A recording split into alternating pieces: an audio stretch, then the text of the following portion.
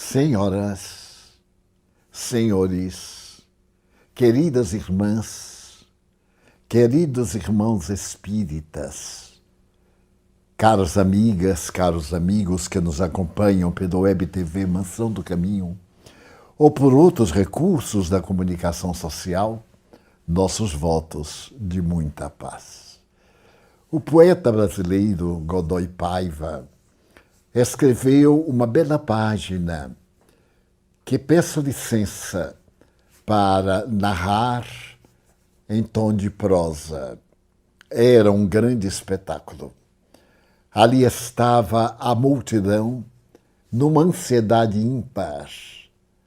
O grande trono se destacava e ali sentado estava o Altíssimo. Entidades venerandas circundavam-no, mas logo ao lado, também algo parecido a um trono, encontrava-se Satanás. As duas forças da tradição teológica a respeito do bem, a respeito do mal. A fila enorme e uma balança. Era o dia do juízo final. As sepulturas abriram-se e os mortos ressuscitaram. Ressuscitaram, obviamente, em corpo físico. E começou o julgamento. De quando em quando ouvia-se o prorromper de um desespero.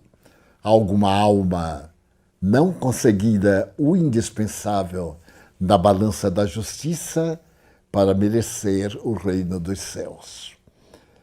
Mas logo depois chegavam pessoas angelicais, cujas obras, cuja vida eram de um teor fascinante.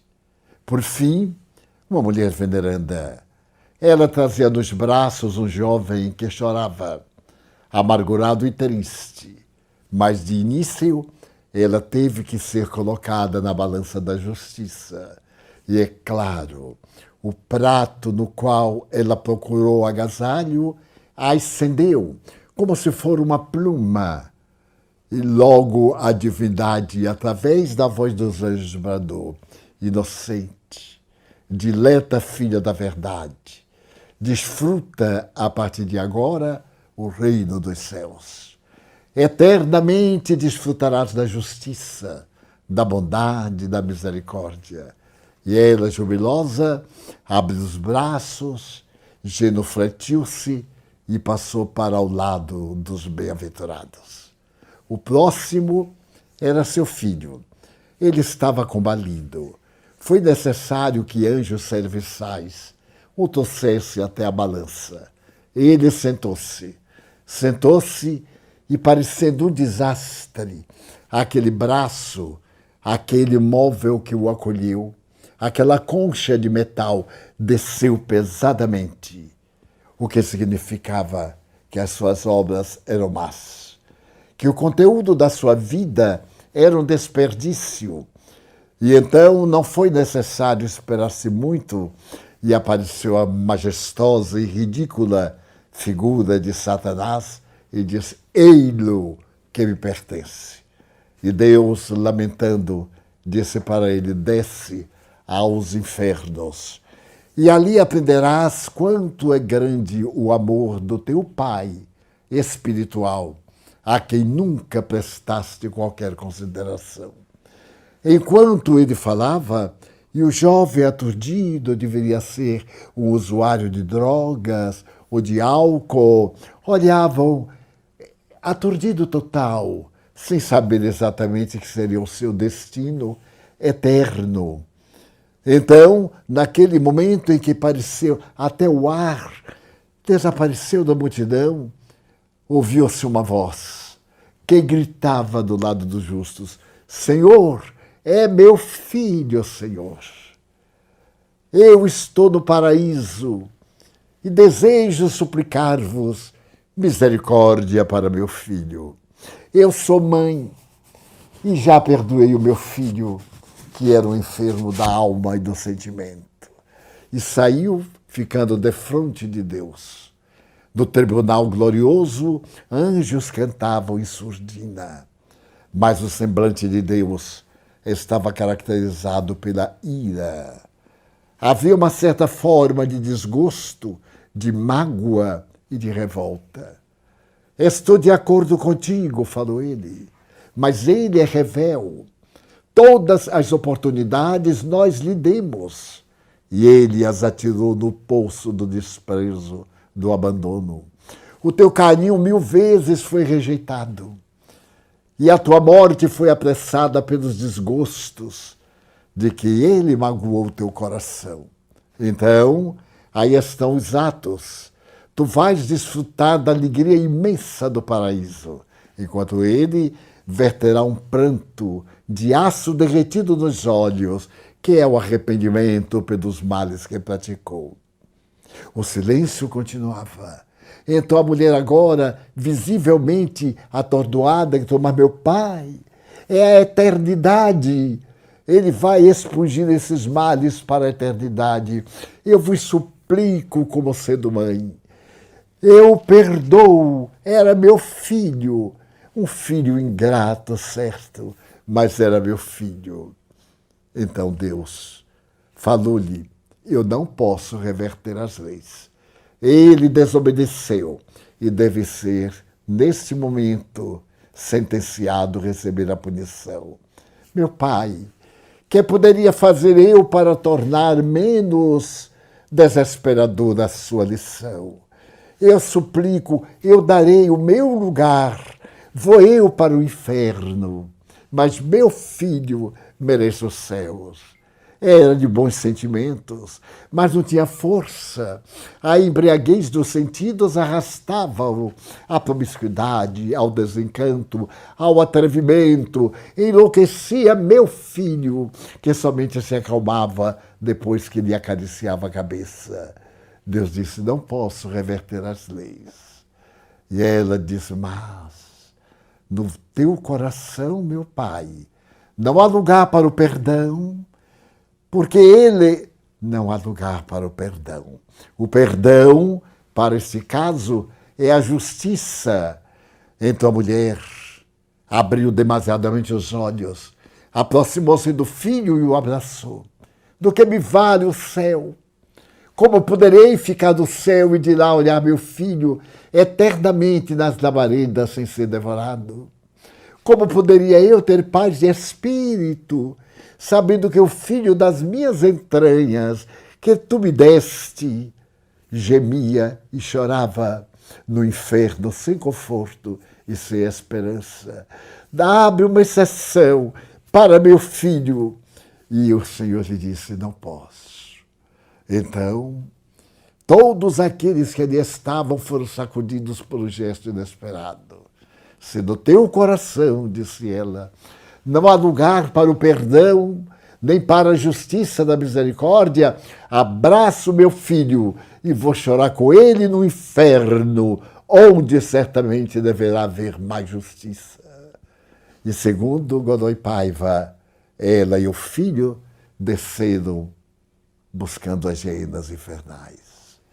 Esta figura, naturalmente mitológica, do inferno, é, sem dúvida, uma herança, um arquétipo que o catolicismo e mais tarde Lutero e outros fundadores de religião herdaram das tradições gregas, babilônias, assírias, indianas e tantas outras.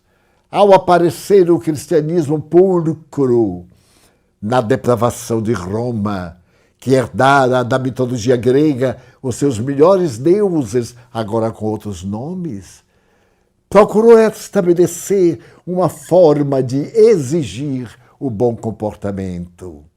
O Jesus amor do Evangelho, que indicava não haver crime que não merecesse reparação, que veio demonstrar que mesmo os maus que o estavam matando eram credores de compaixão e de misericórdia, porque eles não sabiam, não tinham consciência do que estavam falando. E acredito que os primeiros pais da igreja aqueles da patrística que elaboraram toda a organização dogmática, colocaram o inferno como sendo a figura terrível para apavorar as almas e assim passarem a temer a Deus, quando Jesus proclamara amar a Deus. Sempre essa figura demoníaca e perversa, desde a Idade Média que atormenta as criaturas humanas e tem sido responsável por transtornos da imaginação e da psicologia através desses últimos 2 milênios.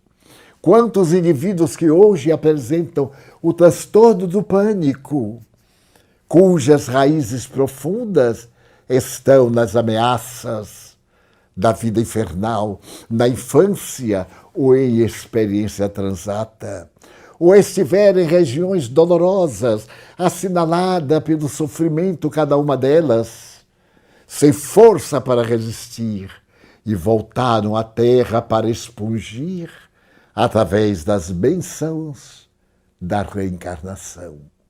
A reencarnação é uma lei universal. As mais antigas civilizações cultuavam-na, porque é uma lei de justiça que auxilia os valores humanos. Somos barro, mas barro no sentido matéria, de fácil organização plasmante e desorganização através da separação das várias camadas sucessivas. Por isso que o termo Adão, nascido do barro, ainda representa uma outra incógnita na questão da evolução. Felizmente, por volta de 1859, em Londres, foi apresentada a doutrina do evolucionismo, graças ao pensamento extraordinário de Charles Darwin. Antes dele havia sido apresentada a doutrina do transformismo, em que os caracteres, a aparência, a forma são resultados de 2 fatores: o fator genético, hereditariedade, e o fator mesológico, o meio onde as pessoas desenvolveram as suas habilidades. Não foram poucos. Lord Bacon e toda uma elite de pensadores elaboraram o conceito do transformismo com seu insigne autor, que propunha a evolução ter sido de micropartículas através de aglutinações até o momento glorioso do ser humano, do momento em que ele abandona a vilegiatura animal e começa a formar a humanidade. Logo depois do pensamento de Charles Darwin, vieram as confirmações através das doutrinas que buscaram os esqueletos ósseos para demonstrar toda essa marcha evolutiva até o primatas homini e até nós outros homo sapiens. E já podemos prever homos tecnológicos, homos científicos, ou a denominação que se queira dar para o homo intuição, que já somos de alguma forma nós outros desta geração.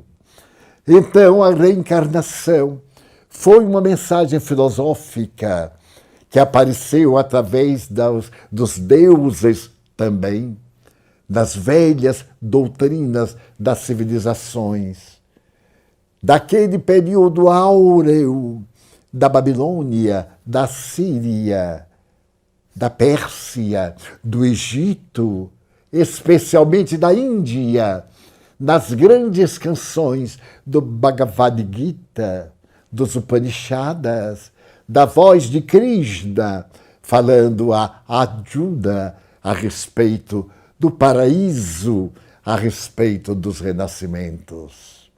Quando a doutrina espírita foi elaborada, Allan Kardec foi buscar na filosofia dos sábios, dos santos, a reencarnação.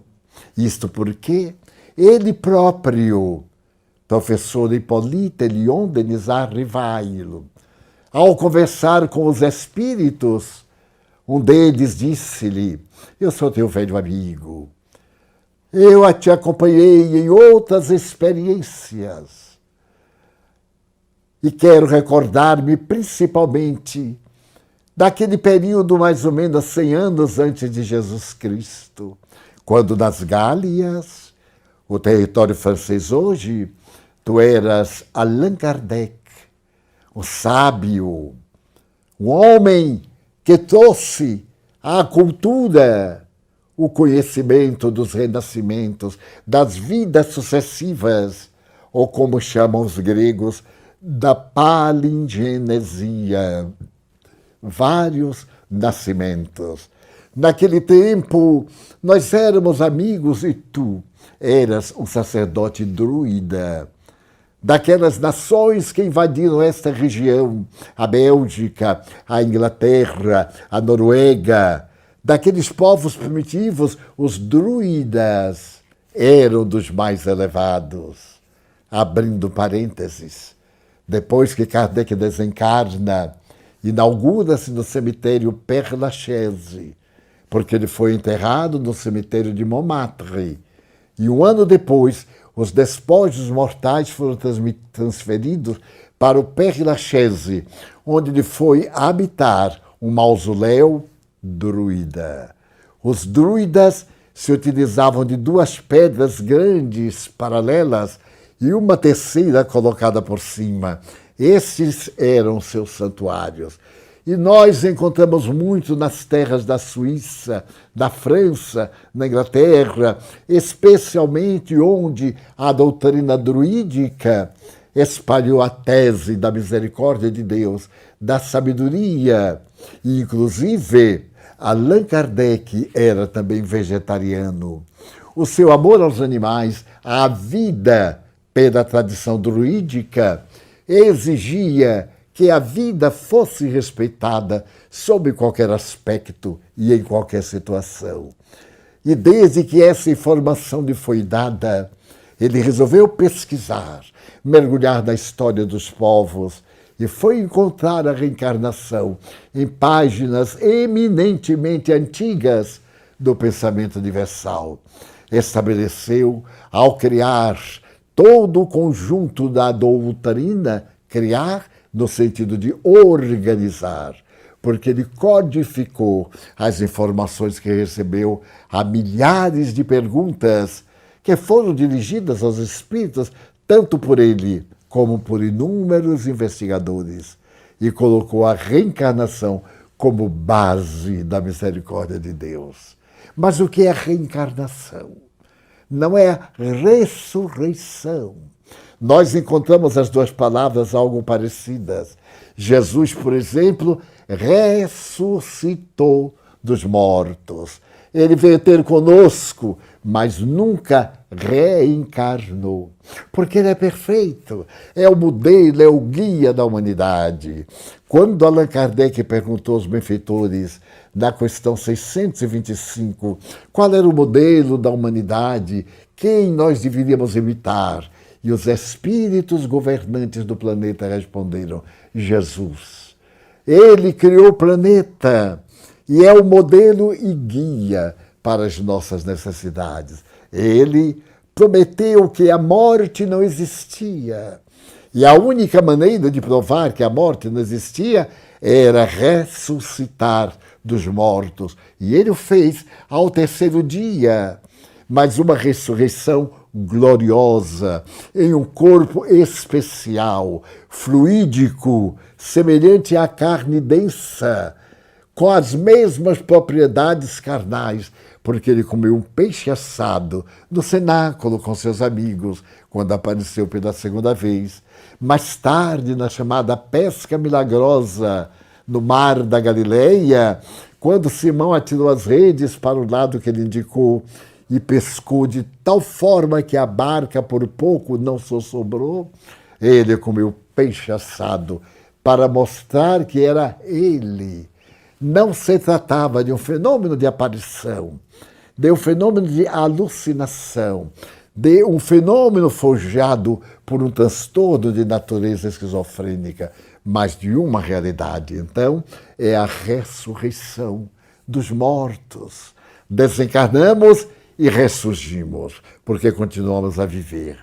Mas João Batista, por exemplo, que o precedeu, não era somente um ressuscitado, mas um reencarnado, porque ele havia sido o profeta Elias, aquele mesmo profeta que, levado pelo desespero fanático da sua doutrina, da Torá, matou a milhares de adoradores do deus Baal nas margens do rio Quizon. E com este ato, ele deu lugar a um débito perante as divinas leis. Matar? Nunca. Nada justifica a matança. Podemos apresentar como derivados de um momento em que a pessoa foi surpreendida e, por automatismo, defendeu-se, ou através de outros argumentos. Mas façamos todo o possível. Matar, ninguém tem o direito, porque ninguém tem o direito de criar, nem logra criar.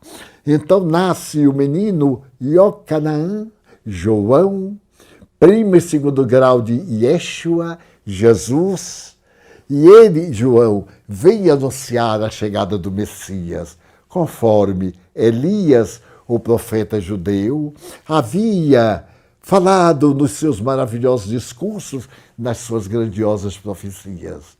Então, também ele, quando volta e começa a se voltar contra o governante da Galileia, Herodes Antipas, que vivia maritalmente com Herodíades, ele gera o ódio da imperatriz, que na primeira oportunidade pede ao imperador, através de sua filha Salomé, a cabeça do profeta. E morre João, conforme mandara ele matar os adoradores do deus Baal. Reencarnação. Mas a reencarnação ainda hoje desperta muita celeuma. E quando nos referimos a ela, embora seja uma lei da natureza, como a lei do progresso, a lei da destruição, a lei da liberdade, e ainda provoca certos malestares. E a pessoa diz, mas então, eu sou fulano, você acha, pensam muitos homens, que eu já fui mulher ou que eu vou ser mulher? A questão do sexo é uma experiência do processo evolutivo. Na evolução antropológica, nós temos identidades de natureza material, portanto biológica, e vibratória, hormonal, para a criação.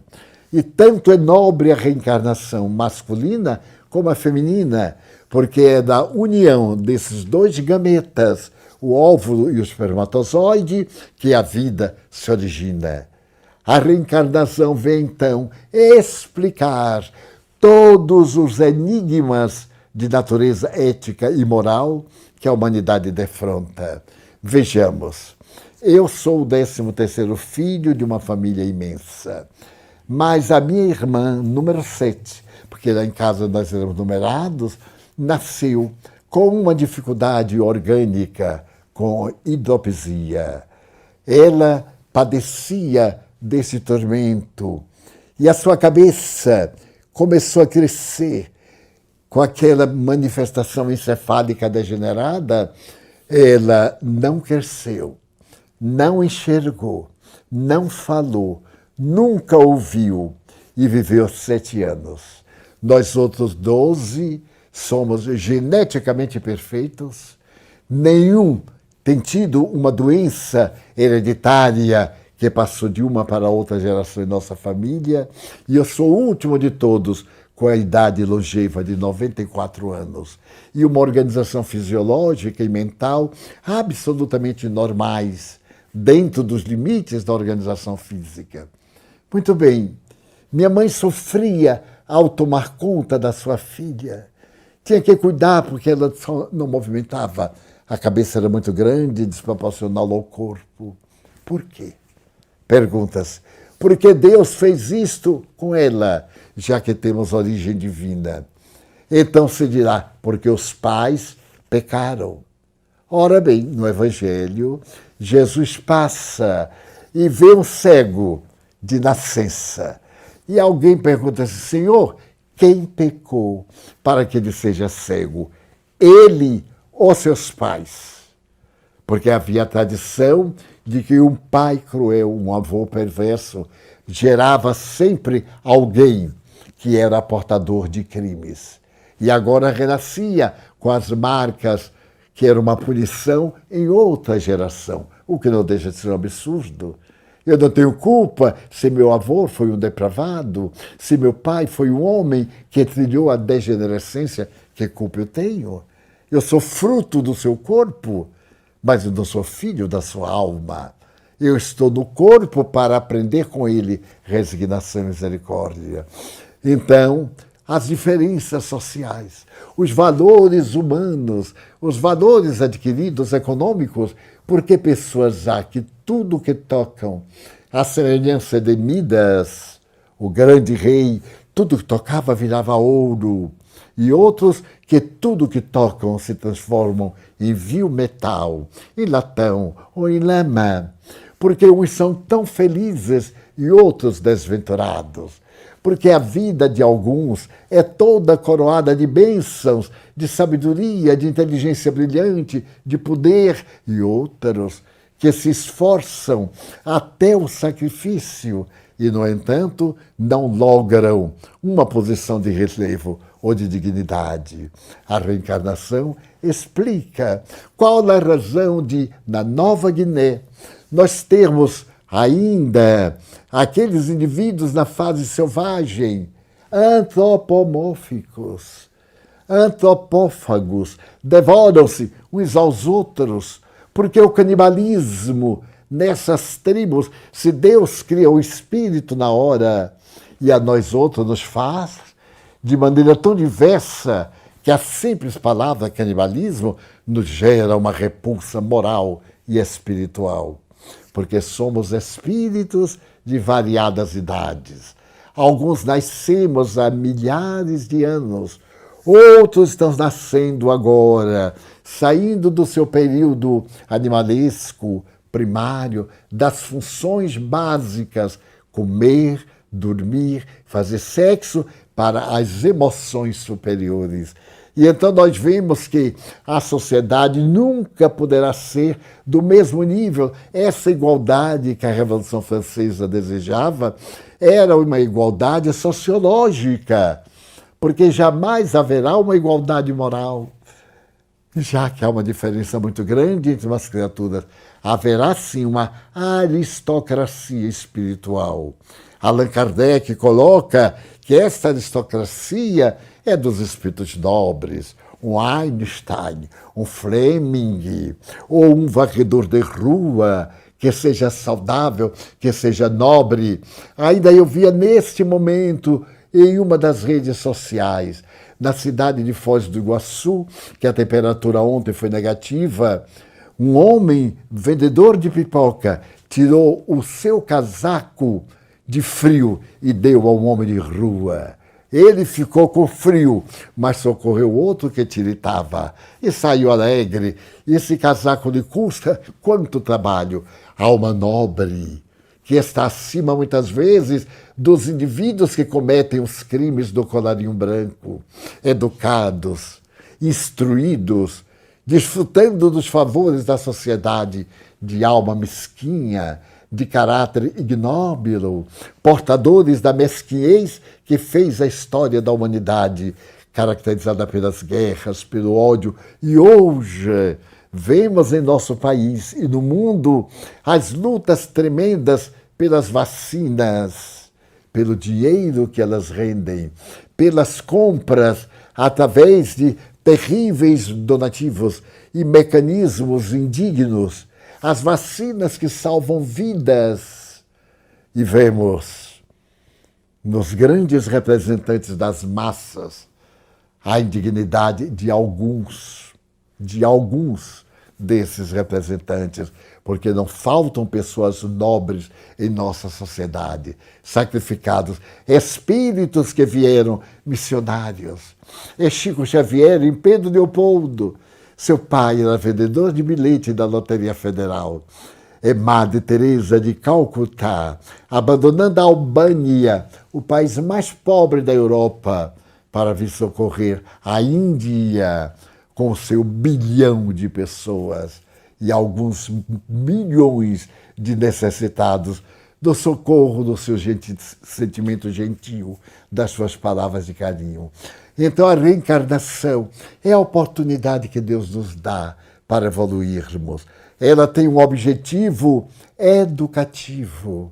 Toda vez que nós usamos o livre-arbítrio, usamos o direito de agir e agimos de maneira equivocada ou negativa ou perversa propositalmente, nós nos inscrevemos entre aqueles alunos da escola terrestre que necessitam de repetir a experiência para poder evoluir e renascem, marcados por enfermidades soezes.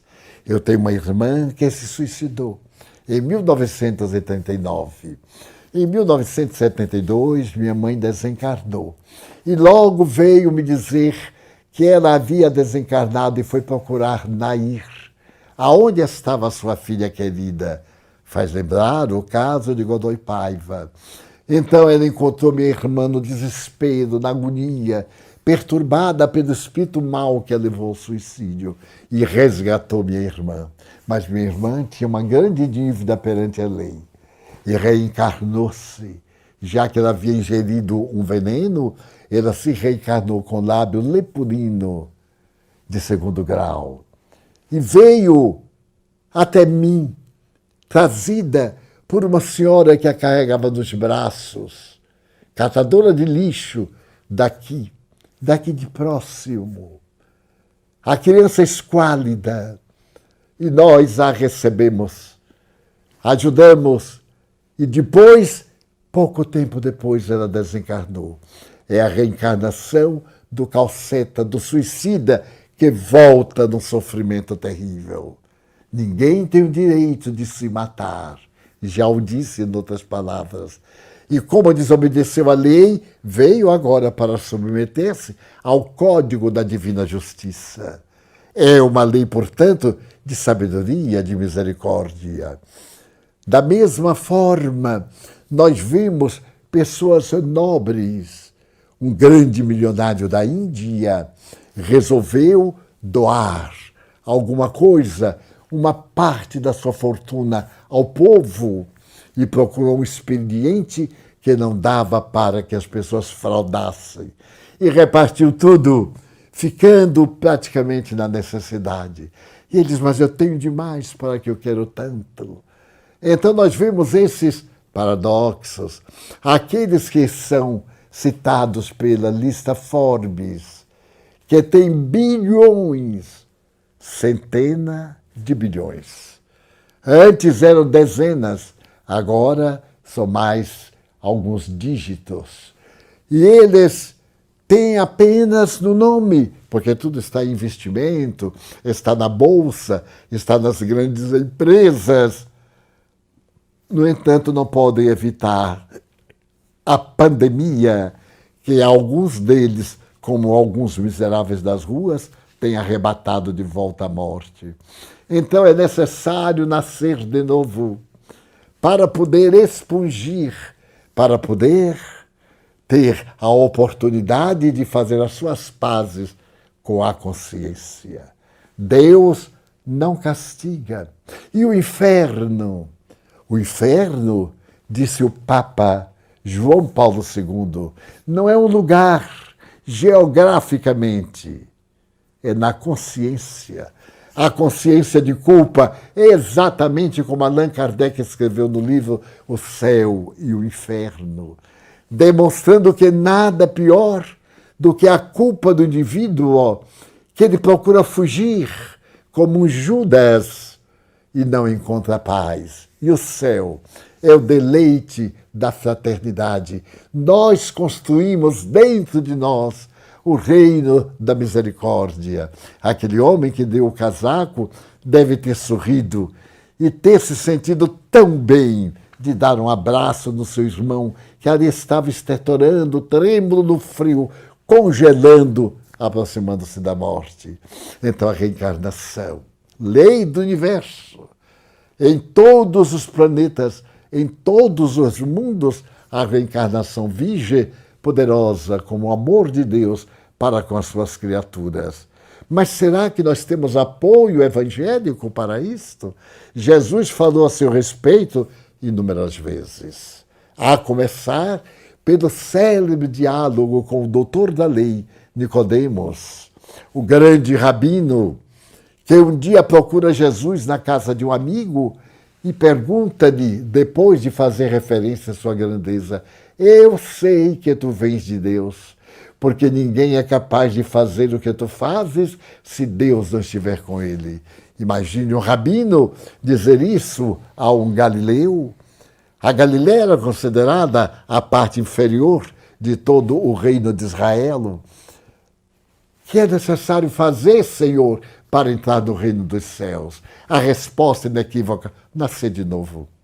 Então as religiões transformaram o nascer de novo no ato batismal. Muito bem. O ato batismal surge com João.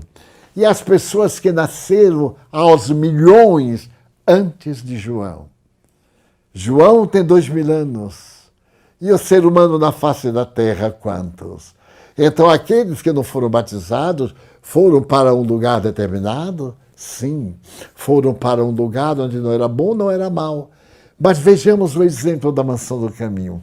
Nós educamos mais de 600 crianças, não batizamos nenhuma. Todos eles que aqui vieram foram batizados pelo Espírito Santo, a verdade, a chama da verdade. João pedia para batizar por uma razão óbvia.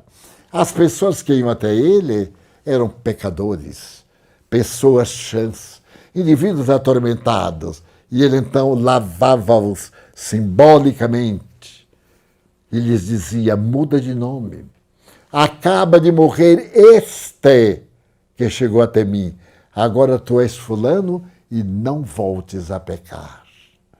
Não é assim que o batismo é feito. E ainda tinha outro detalhe: os indivíduos tinham que confessar os seus erros uns aos outros publicamente, dizerem que haviam cometido deslizes morais, arrepender-se realmente ao ponto de mudar de vida. Então, entre a doutrina da unicidade das existências, uma existência única, e a pluralidade das existências, tantas quantas necessárias para o indivíduo atingir o reino dos céus. E o reino dos céus, aonde estaria? No próprio coração. Jesus o diz, está dentro de vós, porque é dentro de vós que o coração pulsa, é dentro de nós que o coração é gentil através das manifestações cerebrais, porque o coração não pensa, mas emite impulsos eletromagnéticos. E o cérebro decodifica como generosidade ou crueldade, como a perversão ou a pureza. E então, aí está o reino onde deve habitar o Senhor, ou a desgraça que nós elegemos. A reencarnação é, portanto, um pilar da doutrina espírita. O primeiro pilar é a crença em Deus. Sem a crença na base, os efeitos não têm significado. O segundo, a crença na imortalidade da alma. A morte é somente uma passagem de uma para outra vibração. O terceiro, a comunicação dos espíritos. Como é que eu posso ter certeza que existe a vida além do corpo? Porque voltam a cada instante aqueles que lá se encontram e me falam dessa vida. É como no caso extraordinário da caverna de Platão. Todo mundo vivia no escuro, iluminados por uma fogueira que projetava sombra nas paredes. Era tudo o que se conhecia, até um dia que um jovem viu uma abertura e olhou e viu o mundo exterior e disse: ué, nós aqui nessa caverna, mas olha o mundo, olha a beleza. e saiu correndo, venham, vamos sair desta furna. E a pessoa diz, não, eu nasci aqui, aqui eu morrerei. Os ortodoxos, aqueles que têm preguiça da renovação, têm preguiça de mudar. Então a reencarnação nos arranca desse inferno de labaredas que não queimam. Elas ardem, mas não destroem. É uma coisa mitológica. Como é que queima e não destrói? E queima o quê? O corpo sutil da alma? Então nós temos as sensações corporais perpetuamente. Dessa teoria, nós saímos para um corpo novo. É necessário nascer da água e do espírito. Por que da água? Porque o espermatozoide e o óvulo são duas gotas de água, levemente gelatinosas. Quando se unem e formam a célula ovo, tem uma película, é água condensada, e dentro é água. Ali está a vida. Vai se acoplar no útero para nutrir-se de água, o líquido amniótico. E quando chega a idade adulta, como no meu caso, tem 68% de água, 31% de sais minerais e 1% de uma substância desconhecida, dizem os biólogos. Então a reencarnação é a justiça de Deus diante dos valores humanos. Os valores humanos têm que ser adquiridos através da luta, do afinco, do desespero na busca da paz, para podermos aprimorar o diamante bruto que somos nós por causa dos instintos atávicos. Então nós vemos o diamante, é uma pedra feia, lodacenta, que passa a brilhar depois que vai lapidada, que vai arrebentada, que vai burilada. Então brilha como estrela. A reencarnação são as mãos de Deus, transformando o lodo da criatura humana nas estrelas fulgurantes do mundo sideral. Então, o último item é a crença na pluralidade dos mundos habitados. Aí estão 5 itens principais. E aquele de natureza moral, a crença no Evangelho de Jesus. O Evangelho de Jesus é que nos dá o significado dos valores humanos. Para as almas vazias, é exatamente o objetivo, apresentar a meta, descobrir o seu significado. Quem sou eu? De onde eu vim? Para onde eu vou? Por que estou aqui? Qual é a finalidade da minha vida? Encontrei o sentido da vida porque eu renasci para ser feliz. Ninguém renasce para pagar, porque Deus não é cobrador de impostos. Renasce para corrigir os erros. Vamos dizer que a Terra é uma escola. Vamos ao primeiro ano, ao segundo, passamos depois para uma outra espécie, a classe fundamental, a classe média, a universidade. Mas se por acaso nós não valorizamos a aprendizagem, não somos promovidos. Nós repetimos o ano, repetimos a experiência, renascemos com as marcas da nossa necessidade, da nossa infração, para podermos aprimorar-nos cada vez mais. Então o Espiritismo trouxe um dos maiores confortos terapêuticos da humanidade, a terapia do refazimento moral. Eu tenho o direito de errar, você também tem. Nós somos de barro, mas nós temos o dever de nos recuperarmos. No livro Céu e o Inferno, no capítulo 7, Código Penal da Vida Futura, Allan Kardec aborda isto. Muitas vezes nós ferimos o outro e o outro nos odeia. O que se faz necessário a fim de que volte a paz? Allan Kardec mostra 3 passos. Primeiro, o arrependimento. Eu me arrependo tenazmente, mas o arrependimento não corrige nada. É o primeiro passo, porque mostra o meu erro e eu passo para o segundo. O arrependimento me dói. Eu sofro. E pergunto, como é que eu pude fazer isto? Como é que eu posso ter o prazer de ver alguém na miséria por um capricho do meu ego? É o segundo ponto. Então, eu sofro. E o terceiro ponto, eu me reabilito perante a pessoa. Eu me recupero. Eu lhe faço um bem, porque o bem anula o mal que se fez.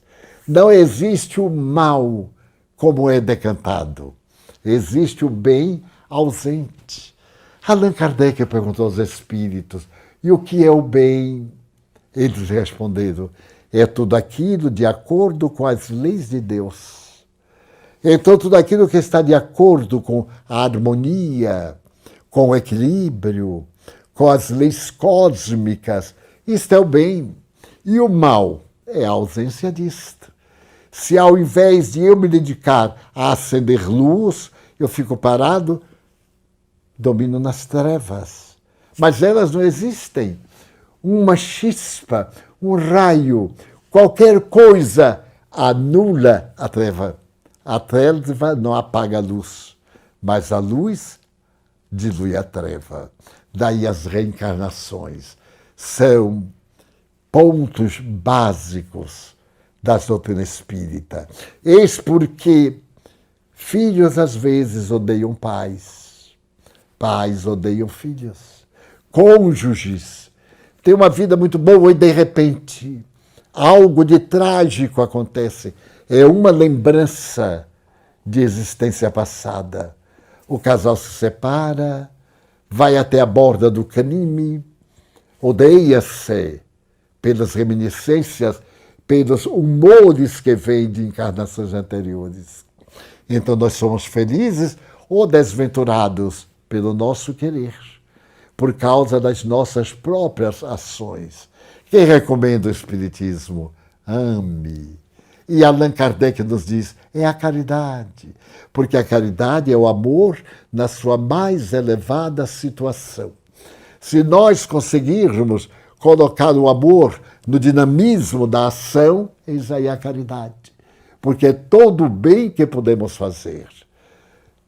O Espiritismo, na sua condição de ciência, provou que nós somos imortais. Nas pesquisas da mediunidade, na sua questão de filosofia, nos ensina que todo efeito tem uma causa. É uma lei da física. Se o efeito é uma flor, a haste é uma planta que está fincada no chão. Das questões morais é a mesma coisa. Se o fruto é amargo, é porque o seu espécime da planta que o produz traz essa característica perpétua. Daí se conhece a árvore pelo fruto, disse Jesus. Procuremos então reflexionar nesta hora de tantos desafios e dificuldades, que sejamos nós aqueles que fazem pontes. Há pessoas que só fazem paredes.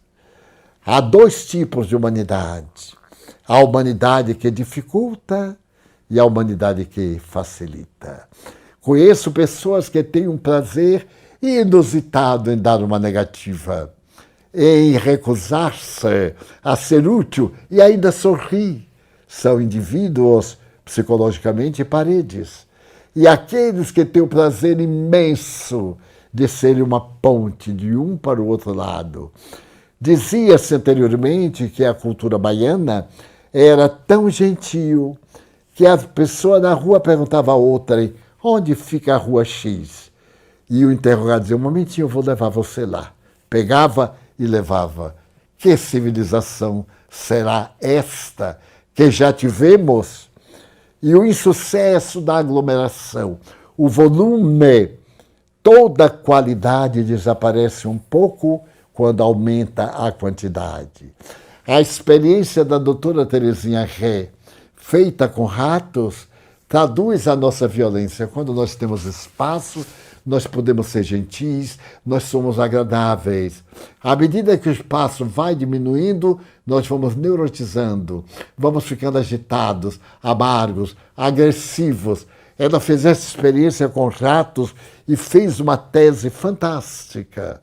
Então, o excesso da população, os desajustes, as diferenças sociais, as injustiças sociais, levando ao crime. Como podemos esperar? Hoje, uma pessoa desempregada, como a todo instante passa aqui na mansão, pai de família ou mãe de família. Os filhos estão morrendo. O que é que ela pode fazer? Se não lhe damos, se lhe não damos, ela se acha no direito de tomar, que é um dos impositivos das doutrinas comunistas. Tome o que você merece. Não concordamos com isso. Seria o ideal que nós tivéssemos a sensibilidade de evitar esse tome, porque há mais prazer em dar do que em receber. Mais feliz é quem doa. Aquele que recebe passa a dever. É a contabilidade moral da vida. Se eu dou, eu tenho crédito. Se eu recebo, eu tenho débito.